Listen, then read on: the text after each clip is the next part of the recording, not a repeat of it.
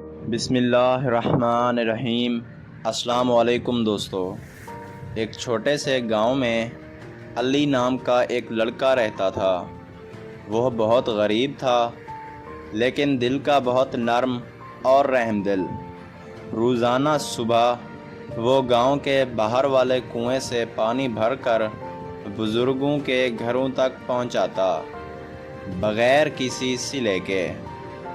ایک دن جب وہ پانی دے رہا تھا، ایک بوڑھی عورت نے اسے دعا دیتے ہوئے کہا، بیٹا، تمہاری یہ نیکی ایک دن تمہاری زندگی بدل دے گی۔ علی مسکرایا اور اپنے کام میں لگ گیا۔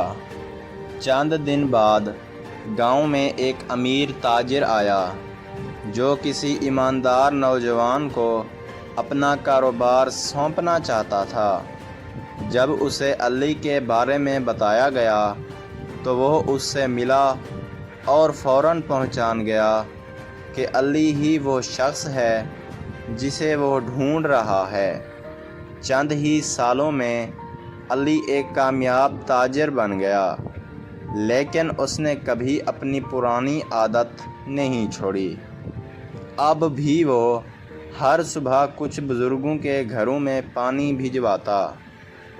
مزید ایسی کہانیوں کے لیے میرے چینل کو لازمی لائک اور سبسکرائب کریں اور ساتھ میں دیے گئے گھنٹی کے نشان کو دبانا نہ بھولیں، اور کامنٹ میں بتائیں کہ یہ کہانی آپ کو کیسی لگی۔ شکریہ دوستو۔